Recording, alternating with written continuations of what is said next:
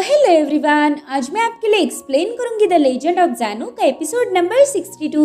तो जैसा कि लास्ट एपिसोड में हमने देखा था कि यूशिन ने लिंगजेन के बर्थडे पार्टी में जाकर उसे एक शानदार तोहफा यानी कि कॉफिन गिफ्ट की। साथ ही उसने अपनी आर्मी की पावर शो करते हुए लिंगजेन को फाइट के लिए उकसा दिया और फाइनली यूशिन ने उसकी कल्टीवेशन ब्रेक करके उसे मॉर्टल वर्ल्ड में भिजवा दिया। इतना ही नहीं, वहाँ मौजूद सभी लोगों की स्टोरेज बैग भी यूशिन ने छीन ली और सबसे आखिर में उसने किंग युनसेक के मास्टर युनचिंग का मुकाबला किया। अब आगे तो ओपनिंग सीन में हम देखते हैं कि यूशिन ने युनचिंग का भी काम तमाम कर दिया है। उसकी मौत के बाद यूशिन ने तुरंत ही सेलेस्टियल आई का एसेंस भी निकाल लिया, जो कि अपने आप ही यूशिन की आंख में चला जाता है। ये देखकर सभी लोग घबरा गए थे। इधर यूशिन भी कहता है, पता नहीं ये मेरे साथ क्या हो रहा। और अब यूशिन अपनी आंख खोलता है, उसके पास सेलेस्टियल आई की पावर आ चुकी थी। वो कहता है कि सेलेस्टियल आई तो ऑटोमेटिकली मेरी आंखों के साथ फ्यूज हो गई। और तभी उसकी नजर पड़ी निंगशुआंग पर, जो कि घूर के बस यूशिन को ही देखती जा रही थी। उस बंदी का तो अपनी चाय के कप पर भी ध्यान नहीं था।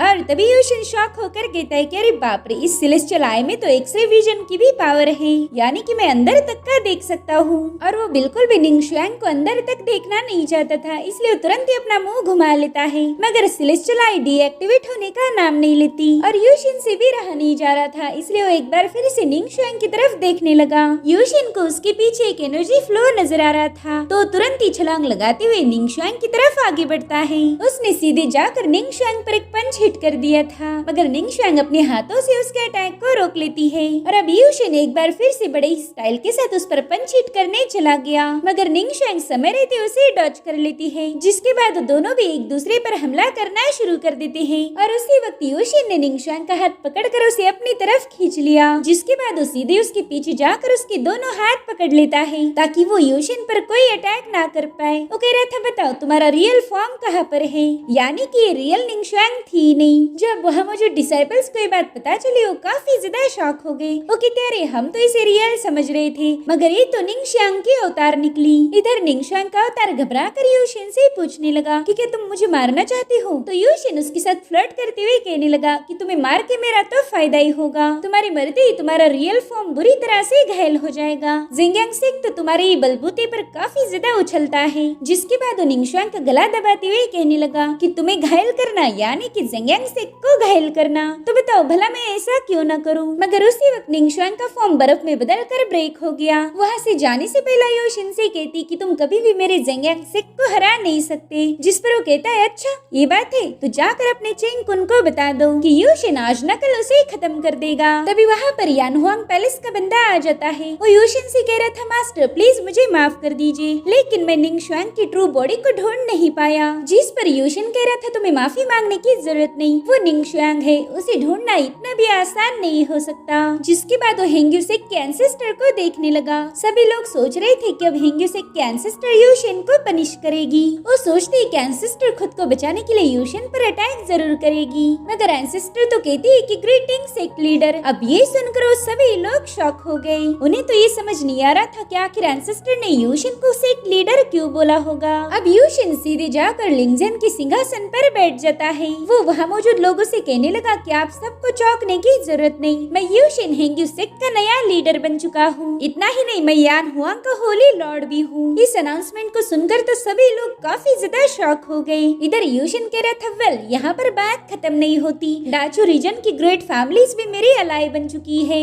अगर तुम लोगों को कोई दिक्कत ना हो तो मैं तुम्हें भी हमारे हेंग्यूसेक में इन्वाइट करना चाहूंगा। अब ये सुनकर वो लोग आपस में ही डिस्कस करने लगे कि हमने यूशिन को ज्वाइन करना चाहिए या नहीं। इधर यूशिन कहता है कि शायद तुम लोग फैसला नहीं कर पा रहे हो, तो मैं चाहता हूँ कि जब तक तुम फैसला करो तब तक तुम्हें हेंग्यूसेक में रहना पड़ेगा। बेसिकली यहाँ पर वो इन सभी लोगों को कैद करना चाहता था। अगर ये लोग उसकी बात मानते हैं तो उसके साथी बनेंगे या फिर उन्हें हमेशा के लिए जेल में सड़ना होगा। इधर चेंगकुन काफी ज्यादा परेशान हो गया, क्योंकि उसे पता चल चुका था कि यूशिन एक बहुत बड़ी आर्मी लेकर लिंगजेन के बर्थडे में गया था। वो सोचता है कि आखिर यूशिन को इतनी बड़ी कल्टीवेटर्स की आर्मी कहाँ से मिली होगी। और तभी वहाँ पर निंगशुआंग आकर उसे ग्रीट करती है। वो उससे पूछता है कि निंगशुआंग क्या तुम्हें पता था कि यूशिन एक बहुत बड़ी आर्मी को लीड कर रहा है। जिस पर वो कहती हाँ सीनियर, मुझे इस बारे में पता था। ये सुनकर तो चेंगकुन काफी ज्यादा भड़क गया। वो कह रहा था कि अगर तुम्हें ये सब कुछ पता था तो तुमने मुझे रिपोर्ट क्यों नहीं किया। कहीं ऐसा तो नहीं कि तुम्हारे दिल में उस यूशिन के लिए अभी भी प्यार है। अगर तुम उसके साथ मोहब्बत करती हो तो ये हमारे सेक के साथ धोखेबाजी धोखेबाजी होगी। जिस पर निंगशुआंग कहने लगी कि मैं उस पार्टी में गई थी और वहाँ पर मेरे रियल फॉर्म पर अटैक हो गया, इसीलिए मुझे आपको रिपोर्ट करने का मौका ही नहीं मिला। गाइस, यहाँ पर निंगशुआंग उससे झूठ बोल रही थी,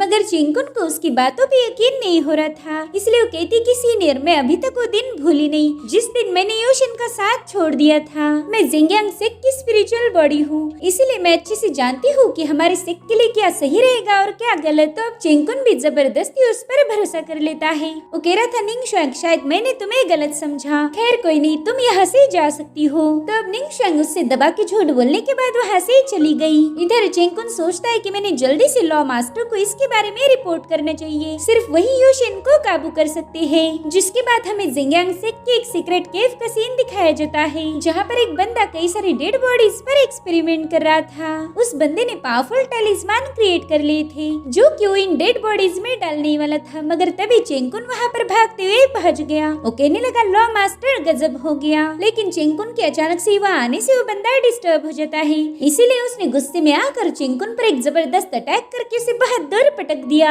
इधर हम टाइशू ड्रैगन को देखते हैं, जिसे इस बात का एहसास हो चुका था कि जिंगयांग सेक्ट में कोई गड़बड़ी हो रही है। वहीं दूसरी तरफ हम यूशिन को देखते हैं, जिसने कल्टीवेशन से बाहर निकलते ही एक पत्ते में आग लगा दी और वो इसके लिए अपने सेलेस्टियल आई का यूज कर रहा था। वो कहता है कि भले ही सेलेस्टियल आई फ्लेम की पावर उतनी ज्यादा स्ट्रॉन्ग नहीं जितनी कि मेरी 6 विल इमॉर्टल आई है, मगर इसे यूज करने से लाइफ स्पैन कम नहीं होता। मैं अपनी सोल पावर और ट्रू एनर्जी का यूज करके सेलेस्टियल आई को हैंडल कर सकता हूँ। साथ ही मैं सेलेस्टियल आई का यूज करके स्नीक अटैक भी कर सकता हूँ, यानी कि मेरे लिए फायदे की डील साबित हो गई। और तभी उसे टाइशू ड्रैगन की आवाज आती है। वो कहने लगा, बच्चे, वो बंदा अपीयर हो चुका है। यूशन कहते, कौन सा बंदा? पता नहीं आप कौन से बंदे की बात कर रहे हो। जिस पर टाइशू ड्रैगन कहने लगा कि मैं उसी बंदे की बात कर रहा हूँ जो कि सबसे ज्यादा स्ट्रॉन्ग और मिस्टीरियस है, उसी की वजह से जिंगयांग सेक्ट एग्जिस्ट करता है। मुझे शक है कि उसी बंदे ने इनमिंग की डेड सोल्जर्स को रिफाइन किया था। मुझे पता चला कि इस बंदे की पावर बहुत ही ज्यादा मिस्टीरियस है। मुझे भी इस मास्टर के बारे में कुछ पता नहीं चलता, मगर अभी चेंगकुन उससे मिलने गया था,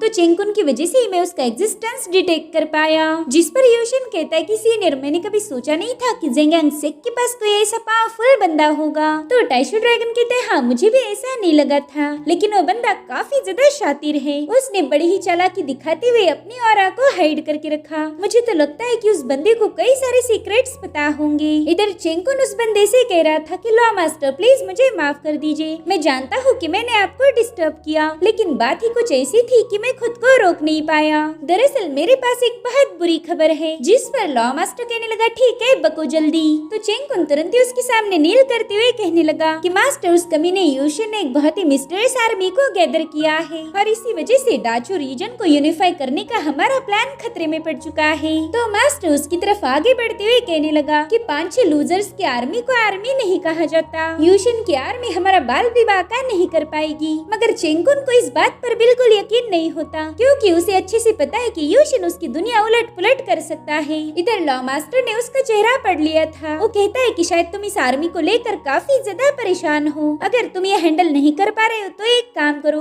उस निंगशुआंग को मेरे हवाले कर दो।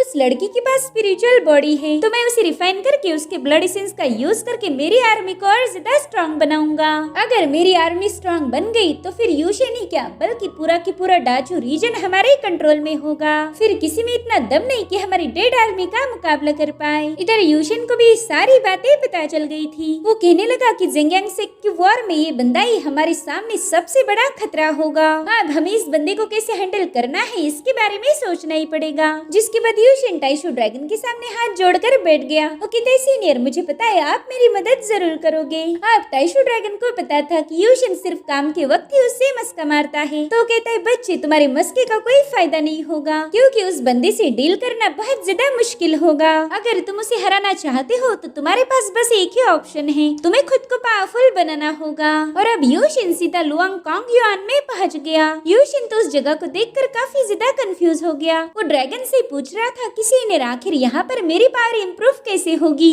तो टाइशू ड्रैगन उससे कहने लगा कि पिछली बार जब तुम इस इलाके में आए थे तब यहाँ पर तुम्हें बहुत ही स्ट्रेंज स्पेस टर्बुलेंस फील हुआ था। क्या तुम्हें वो ब्लैक होल वाला किस्सा याद नहीं है? मेरे ख्याल से तुम्हें जो भी दिक्कतें हुई थी वो बस क्योस की ची पावर से हुई। ये सुनकर तो यूशिन काफी ज्यादा शॉक हो गया। वो कहते, सीनियर, क्योस ची पावर तो हेवन एंड अर्थ का ओरिजिन है, हमें इसे खत्म खतरनाक पावर को बिल्कुल भी हाथ से नहीं जाने दे सकते। जिसके बाद यूशिन वहाँ मौजूद एक दूसरे फ्लोटिंग रॉक पर पहुंच जाता है। वो कह रहा था कि पिछली बार मैंने जहाँ से ब्लैक होल में एंट्री की थी ये जगह उससे थोड़ी दूरी पर है, तो अगर मैं यहाँ से स्पेस में जाता हूँ तो ज्यादा सेफ रहेगा। जिसके बाद वो तुरंत ही अपनी 6 व्हील इमॉर्टल आई को एक्टिवेट कर देता है। इमॉर्टल आई ने उसके लिए एक पोर्टल ओपन किया था जिसमें एंटर करते ही यूशिन सीधा स्पेस में पहुंच जाता है। वो देखता है कि उसके सामने कियोस ची पावर का एक बहुत बड़ा क्लाउड मौजूद है। इधर टाइशू ड्रैगन भी एक्साइटेड होकर कहने लगा कि बच्चे तुम बहुत ज्यादा लकी हो, देखो ये तो प्योर कियोस ची पावर का सी है। तो यूशिन तुरंत ही वहाँ बहने वाली पावर को महसूस करता है। वो खुश होकर कहने लगा कि सीनियर ये तो ट्रेजर है, एक बहुत बड़ा ट्रेजर। जिसके बाद उसने तुरंत ही डैनलियो कोल्ड्रन को समन कर लिया। अब वो अपने कोल्ड्रन को हुक्म देता है कि जल्दी से इस कियोस ची पावर को एब्जॉर्ब करो। तो डैनलियो कोल्ड्रन ने तुरंत ही कियोस ची पावर को एब्जॉर्ब करना शुरू कर दिया, मगर यूशिन समझ चुका था कि ये पावर बहुत ही ज्यादा हेवी है। तो उसने तुरंत ही अपने सभी टाविस फॉर्म को समन कर लिया। वो कहता है कि तुम मेरा मुंह क्या देख रहे हो, जल्दी से जाकर इस पावर को एब्जॉर्ब करने में मदद करो। तो यूशिन के सभी टाविस फॉर्म काम पर लग गए। अब थोड़ी देर में उस सारी की सारी कियोस ची पावर यूशिन की कोल्ड्रन में आ चुकी थी, जो देखकर वो काफी ज्यादा खुश हो जाता है। इधर टाइशू ड्रैगन यूशिन का ही इंतजार कर रहा था और तभी यूशिन पोर्टल के जरिए टाइशू ड्रैगन के पास पहुंच गया। टाइशू ड्रैगन तो ये देखकर काफी ज्यादा शॉक हो जाता है कि यूशिन ने सारी कियोस ची पावर को डैनलियो कोल्ड्रन में भर दिया है। वो शॉक होकर कहने लगा, ओ तेरी इतनी सारी पावर। जिस पर यूशिन कहते हैं, हाँ मैंने अपनी डैनलियो कोल्ड्रन से सारी पावर को एब्जॉर्ब कर लिया और अब मैं इस कोल्ड्रन का नाम बदलने वाला हूँ। आज के बाद ये डैनलियो कोल्ड्रन नहीं बल्कि कियोस डिवाइन कोल्ड्रन होगी। और तभी टाइशू ड्रैगन यूशिन के पास आकर कहने लगा कि बच्चे क्या तुम मुझे थोड़ी सी कियोस ची पावर दे सकते हो, प्लीज दे दो ना यार, बस थोड़ी सी ची पावर चाहिए। लेकिन यूशिन अब भाव खा रहा था। तो अब मस्का मारने की बारी टाइशू ड्रैगन की थी। वो कहता है बच्चे बस मुझे 1% पावर चाहिए। तो यूशिन कहता है ठीक है मैं तुम्हें 1/10 पावर दे दूंगा, लेकिन बदले में उतनी ही क्वांटिटी में मुझे तुम्हारे ड्रैगन सोल पावर चाहिए। ये सुनकर टाइशू ड्रैगन थोड़ा सा कंफ्यूज हो गया। साथ ही यूशिन कहता है कि इतना ही नहीं, मुझे तुम्हारे टाइशू क्लैन की कुछ टेक्निक भी सिखानी होगी, तभी जाकर मैं तुम्हारे साथ ही डील करूंगा, वरना डील कैंसिल। तो टाइशू ड्रैगन कहते हैं बच्चे तुम मेरी सिचुएशन का फायदा उठा रहे हो, मुझे पता ही था कि तुम एक नंबर के कमीने और नालायक बच्चे हो। ये सुनकर यूशिन कहता है कि ठीक है डील कैंसिल। जिसके बाद वो अपनी कोल्ड्रन को गायब करके वहाँ से जाने लगा। तो टाइशू ड्रैगन कहता है अच्छा ठीक है ठीक है ठीक है, रुक जाओ भाई, चल तेरी जिद के आगे मैं हार मानता हूँ। ये सुनकर यूशिन इधर दांत निकाल रहा था। उसने बड़ी चालाकी से टाइशू ड्रैगन को लपेट लिया। तो अब वादे के मुताबिक यूशिन ने टाइशू ड्रैगन को कियोस ची पावर का एक हिस्सा दे दिया था। उसे एब्सॉर्ब करने से टाइशू ड्रैगन की पावर काफी हद तक बढ़ गई थी। यूशिन कहता है सीनियर अब आपका नंबर है। तो कहते हैं हाँ बच्चे मुझे याद दिलाने की जरूरत नहीं, बस थोड़ा सा सब्र कर ले। और अब टाइशू ड्रैगन ने तुरंत ही अपने ड्रैगन सोल पावर का एक हिस्सा यूशिन को दे दिया, जिससे यूशिन की बॉडी से बहुत ही स्ट्रॉन्ग ऑरा रिलीज हो रही थी। उसकी पावरफुल ऑरा से तो पूरा जंगल ही शेक होने लगा। लिन भी देखती है कि यूशिन की ऑरा सीधे आसमान से टकरा रही है। इधर हिंग्यूसिक के लोग भी देखते हैं कि उनके आसपास की सारी चीजें शेक हो रही है। तो एल्डर वांग उस पावरफुल फ्लो को देखकर कहने लगी कि पता नहीं ये बच्चा इतनी खतरनाक किस्मत कहाँ से लेकर आया। इसकी कल्टीवेशन वर्ल्ड रेल्म की 6ठी लेवल से सीधा 7वीं पर पहुंच चुकी है। इतना ही नहीं यूशिन की सोल पावर भी लो लेवल की हेवनली रैंक से सीधा मिड लेवल पर पहुंच चुकी थी। अब यूशिन भी कल्टीवेशन से बाहर आ जाता है। वो कहता है कि ड्रैगन की सोल पावर तो बहुत ही ज्यादा खतरनाक है। अब यूशिन दोबारा से टाइशू ड्रैगन के पीछे पड़ गया। वो कह रहा था सीनियर आपने ड्रैगन की पावर तो दे दी, लेकिन मेरी टाइशू सीक्रेट टेक्निक कहाँ पर है। तो टाइशू ड्रैगन गुस्से में कहता है कि मैं तुझे 2-4 टेक्निक सिखा दूंगा, उसे सीख के जल्दी से ऐसे भाग जा। वेलो ऐसा इसलिए कह रहा था क्योंकि यूशिन ने उसे काफी ज्यादा मैनिपुलेट किया था।